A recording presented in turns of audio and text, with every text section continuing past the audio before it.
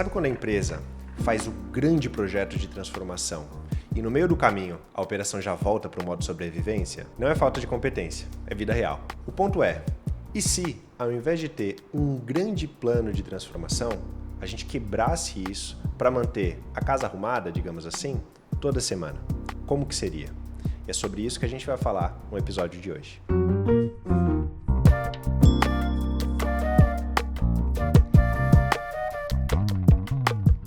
Olá, seja bem-vindo a mais um episódio do Epifanes Podcast e como você já sabe, a nossa conversa aqui dura o tempo de um cafezinho. E bom, dessa vez já deu para você saber um pouquinho do que a gente vai falar e como sempre, a responsabilidade de começar o tema, eu já jogo para o Júlio, que é a parte difícil e aí não fica comigo. Então, Júlio, a ideia aqui é a gente falar sobre transformação, só que não como um projeto que tem começo, meio e fim, é grande, articulado, muitas vezes gigantesco, tanto na vida profissional como pessoal, mas com uma prática que ela é orgânica e constante, como a nossa vida, nesses dois sentidos. Então eu queria te ouvir um pouco sobre isso, o que você acha, enfim, pegar essa bucha do início para você. Muito bom. Olá, Matheus. Oi, pessoal. Bom estar de volta, primeiro episódio do ano. Perfeito. Então, bora fazer desse ano aqui mais um compêndio positivo de muito conteúdo, né? Isso. Não à toa a gente está falando sobre isso, né? Porque, enfim, seja por motivos simbólicos ou por outros, esse é um bom momento para falar de transformação e de planos. Né? Sem dúvida, né? Todo mundo chega no ano cheio de promessas, autopromessas, promessas para si mesmo, enfim. Mas eu acho que vem a calhar, e não só pela pertinência do tema, como também o momento, né? Isso aí. Eu queria iniciar esse bate-papo trazendo uma expressão que é o terror, sabe, de toda a atividade de intervenção que a gente faz nas operações, que é a expressão go back. Então, sabe, o tempo inteiro a gente fica cuidando para que o grupo com quem a gente está trabalhando, ou mesmo a empresa que contratou, né, os serviços de transformação, que ela não volte, sabe, que ela não dê um go back, seja durante mesmo o trabalho de transformação, ou tão logo ele se dê simbolicamente por encerrado, né? Quando você contrata um profissional, uma consultoria, um consultor, ou mesmo uma empresa, a empresa termina o contrato e aí qual que é o temor? É o go back, né? A gente, por experiência, né, na Flux, a gente tem vários procedimentos, não só metodológicos, mas também procedurais, que mitigam essa possibilidade ou inclusive eliminam a possibilidade do go back. E eu começaria fazendo uma reflexão sobre essa mudança de expressão mesmo, né? Todo mundo entende a transformação como um ato heróico determinado. E, na verdade, esse ato heróico determinado não é a transformação, é a intervenção. E o processo de transformação tem início numa intervenção. Faz sentido. É essa bola que eu te devolvo aí. Não, perfeito. Eu acho que trouxe de uma forma muito mais estruturada essa ideia de ser uma constante, né? Você trouxe um ponto que eu achei muito interessante. E é muito curioso como esse tema transformação, especialmente no início de ano novo, né? Não sei nem se dá para falar isso, início de ano só. Ele calha naturalmente para o nosso lado pessoal também, né? Então, assim, independente do caso que a gente for pensar, a tendência da gente pensar em transformar algo é quando tá ruim. E não só tá ruim, mas não dá para aguentar mais, né? Então, assim, chega. Eu não vou mais continuar sentindo dor no corpo porque eu não me exercito. Ou quando numa reunião com a gestão fala, viu, tá vendo esses índices aqui, ó? Exato. Não dá mais. Vem eu quero diferente. E eu acredito que isso é muito importante porque o ímpeto, né, essa força motriz, motivadora da transformação, ela já começa errada de uma certa forma, né? Acompanhada não de um senso de planejamento ou de um senso de fazer acontecer porque é bom, mas porque é urgente. Então agora eu devolvo a bola para você. Sim. Com o seguinte ponto, né, a partir do que você trouxe. Sim, o começo tende a ser uma intervenção e a transformação ela acontece a partir dessa intervenção. O motivo ele é fundamental, né, para ditar o ritmo, a forma como que essa transformação acontece, mas pensando nesse cenário de a gota d'água aconteceu e eu preciso mudar. qual que você acha que são os erros mais comuns que as pessoas cometem que faz esse go back acontecer? Sim, eu entendo que pela própria expressão que espontaneamente a gente usa, né? Você acabou de usar, eu preciso mudar. E é muito curioso isso, porque o signo transformação, ele não está espontaneamente nas frases que as pessoas utilizam nas conversas cotidianas. Ninguém fala para você assim, tomando um café, senão eu e você aqui agora, né? Pô, cara, preciso promover uma transformação, né? Não, o que a gente fala é, tem que mudar esse negócio, cara. Não dá. Assim, do jeito que está, não dá. Né? Tem que mudar. Isso no corredor do escritório, isso no chão de fábrica. Agora, quando um representante de uma instituição, ou mesmo quando o sócio de uma instituição, o gestor, o gerente, o diretor, chega, né, em nós, ele vem com essa demanda, que é a demanda de uma mudança. O lugar que eu estou, não posso permanecer nele. Né? Eu preciso promover uma mudança. Preciso entender se eu tenho que mudar da maneira como eu opero hoje para uma maneira que eu não conheço, mas que eu posso vir a operar.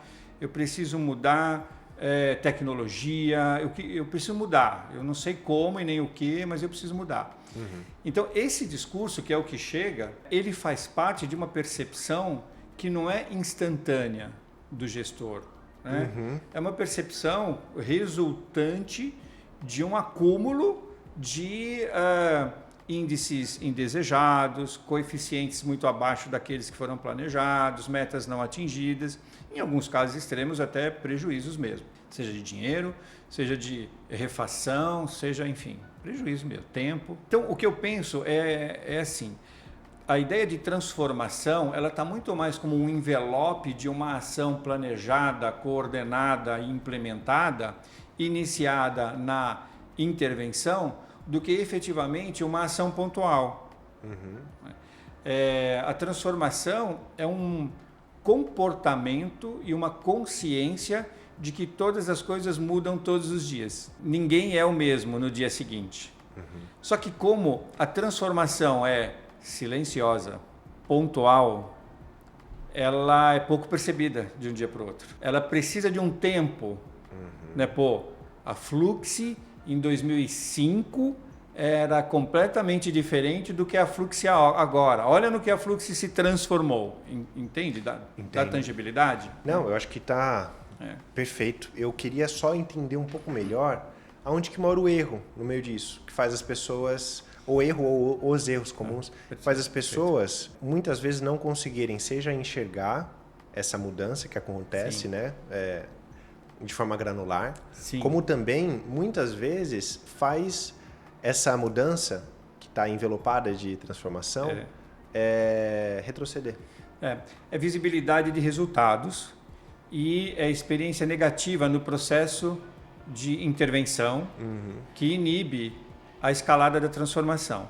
Então é assim, se a gente vai começar um grande plano de transformação, então a gente tem que entender que transformação não vai acontecer em 90 dias. Depende da transformação, não? Olha, eu me transformei no que eu sou hoje em quase 60 anos, não rolou em 90 dias. Eu acho que aí a gente tocou num ponto legal também, que naturalmente, talvez pela robustez da palavra, transformação esteja associada a coisas muito grandes. E profundas. Você não transforma uma cultura em 90 dias, cultura operacional em 90 dias. Não transforma. E aí entra um ponto interessante também que eu lembrei agora, de um livro que é tipo assim, a Bíblia do marketing, né? Que é Marketing e Administração, do Philip Kotler e algum outro autor que eu esqueci o nome agora. Ele é organizador, pronto. Isso, mas eu sou péssimo com nomes, né? Não é nada pessoal. E nele você tem vários assuntos diferentes e um dos assuntos é planejamento estratégico de marketing. E tem uma frase que me marcou muito, a ponto de eu lembrar a frase, pelo menos de uma maneira próxima do que está escrito no livro, e que eu carrego para vários sentidos da minha vida profissional. Planejamento é uma mistura de disciplina e flexibilidade. Sim. Então é assim, parece um pouco contraditório a gente pensar em disciplina e flexibilidade, mas a arte está aí, né? De você conseguir passar pelos percalços de uma forma direcionada. E ter muito claro no seu planejamento o que é flexível. Porque tem itens no planejamento que são inegociáveis. Uhum. Então não tem flexibilidade ali, mas tem itens que são flexíveis. Perfeito. E aí entra um tópico que está dentro ou até acima da visibilidade de resultado que você comentou, que é o quê? A clareza do norte. Sim, clareza do norte, percepção de valor Isso. e entregas tangíveis. Exato. Né? E aí o desafio é como eu torno uma entrega tangível. Você precisa do registro do agora, nem precisa ser o do antes, pode ser o do agora. Né? Porque tem muita empresa que não tem histórico documentado. Então você tem que chegar e fazer uma foto do momento. Porque aí eu tenho o registro do agora. Isso aí. 60, 90 dias depois, eu vou ter um outro agora, já impactado pelas minhas ações planejadas de intervenção. E eu preciso mostrar, esse é o grande desafio. Por que um go back vai silenciosamente, sabe, meio que crescendo? Porque as pessoas não enxergam o impacto ou não sentem, porque a gente não mostra. Então você precisa, um dos recursos fundamentais para evitar go back é visibilidade de valor imputado versus experiência do grupo que foi impactado e a sua declaração de valor percebido. Não sei se...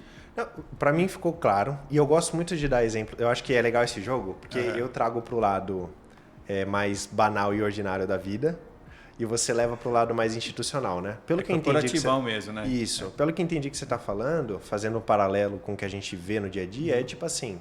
Se eu vou para academia, eu tenho um objetivo claro de ficar mais forte. Eu vou para lá 5 vezes na semana, fico 1 hora, todos os dias, acordo às 5 da manhã para isso, e eu não percebo o resultado, eu perco a percepção de valor. Ou então, se você percebe uma deformação de resultado. Se eu vou para academia 5 dias por semana e no 6º dia eu só me sinto cansado, eu estou percebendo um valor equivocado. Eu preciso saber se eu ganhei força. Porque esse era o meu objetivo inicial, ficar mais forte. Então, se quem planejou isso para mim não me dá condições de perceber a força adquirida, eu só vou sentir cansaço. E aí eu dou um go back. Porque não percebeu o valor. Porque não teve instrumentos de percepção de valor. Isso. Fiquei empolgado aqui agora, hein? E nos projetos, eu acho que dá para se resumir em 3 tópicos fundamentais. Então, assim, transformação demanda um planejamento. E um bom planejamento demanda disciplina e flexibilidade. Né? Então, esse é o primeiro bloco, vamos pensar assim. O segundo bloco é visibilidade. E não uma visibilidade que ela é... Do que, né? Visibilidade do que, né? Isso é importante. Não uma visibilidade que ela seja, tipo assim, relatórios que ninguém lê ou que não servem para nada. Visibilidade real de como essa transformação ela se manifesta no nosso dia a dia material. E aí existe metodologia para isso, para você fazer esse acompanhamento, né? KPIs, OKRs, tem uma porrada de coisa que dá para a gente consultar, que é diferente em modelos de negócio diferentes também. Mas esse é o segundo bloco, né? A visibilidade. E o terceiro, que para mim eu acho que ele é fundamental, especialmente para empresas menores, é a clareza do troféu que você vai buscar. Então é assim, vamos imaginar que eu tenha um problema estrutural de ineficiência de processos. Minha empresa cresceu, mas parece que a empresa piorou, porque é um caos todos os dias, eu só apago um incêndio, etc, etc. Qual que é o troféu que você está assim, vendo lá na frente, que você vai buscar, que vai justificar que você passe por todas as durezas ali desse caminho, né? Qual que é? Qual que é o objetivo, né? Isso. Clareza, assim. Eu digo troféu porque tem que ser uma coisa que brilha, entendeu? Tem que ser uma coisa bonita. O troféu vai conectar a importância dessa sua fala com um terceiro pilar. Você falou os 3, né? Eu vou trazer um 4º pilar. Você falou 3, eu vou trazer um 4º pilar, que aí o troféu ele vai conectar com esse 4º pilar que eu vou falar daqui a pouquinho. Diz aí. Fala agora. Então, assim, pegando o gancho aí da clareza, né, do troféu, qual é o troféu que eu quero, né, que nós chamamos lá no mundo corporativo de objetivo, tem um pilar fundamental de todo o processo de transformação que eu aprendi com um profissional que eu respeito e admiro muito. Certamente se ele, e eu tenho certeza que vai, né, assistir esse podcast, ele sabe que eu estou falando dele. Aprendi com ele o seguinte: num processo de transformação é fundamental a prática da celebração, mas precisa ter critério. Então ele diz assim, a gente precisa fazer celebração das pequenas conquistas. Com quem a gente celebra as pequenas conquistas? Com a nossa equipe. Então, você gerou visibilidade no valor entregue, você gerou visibilidade no valor pela experiência, né, percebido, e aí você celebra. Perfeito. São pequenas conquistas, você celebra com a equipe. Médias conquistas, foi para além da equipe. Né? Você celebra com o setor. Então, você não sai, sabe, botando na rede social interna da corporação, que por sinal, às vezes ela é até global. Não, você vai celebrar com o seu setor. Então, médias conquistas, setor. Por isso que é um processo de transformação, né?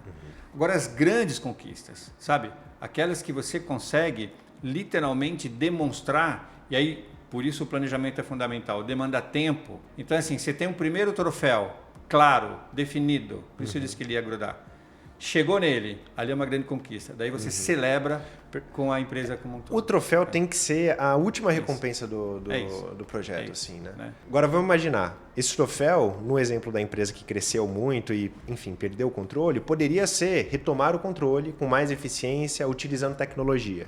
Ou poderia ser, pensando numa empresa familiar, suceder a minha empresa para os meus filhos de uma maneira estruturada, né, organizada. Esse troféu, ele precisa ser desenhado e ele precisa ser claro, para que a gente consiga entender o que a gente precisa olhar para ter a visibilidade necessária e entender o acompanhamento dessa transformação.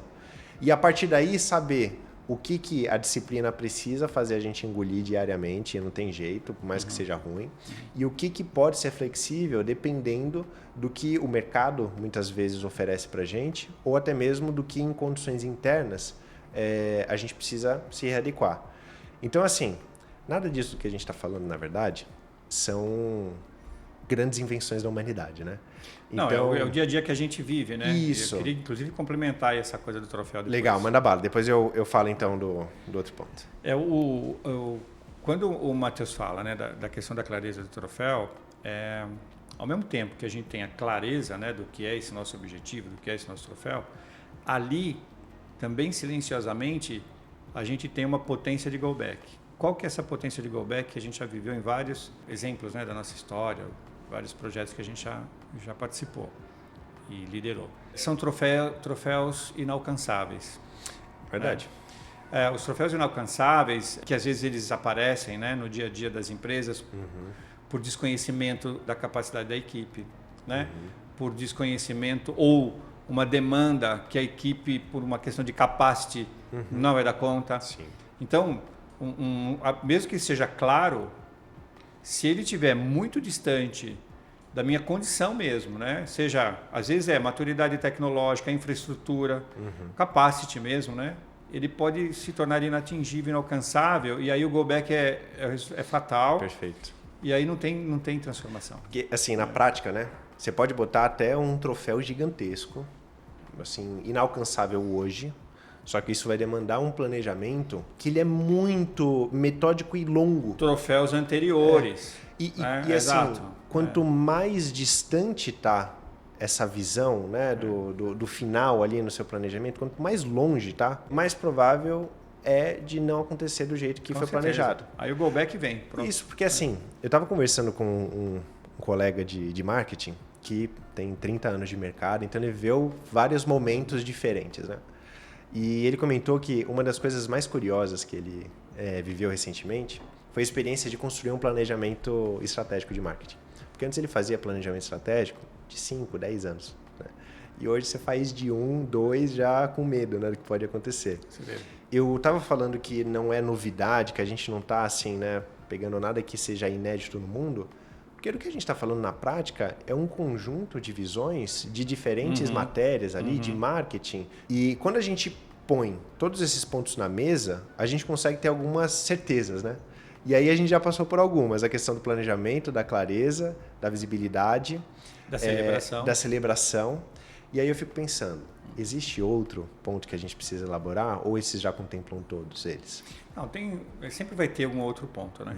Às vezes a gente ainda não visualizou e tudo, e cada projeto traz na sua essência, mesmo que o ponto de partida sejam esses, ou os pontos de partida sejam esses que a gente enumerou, cada projeto ou cada desafio vai trazer na sua essência uma característica, de repente aparece aí um novo ponto.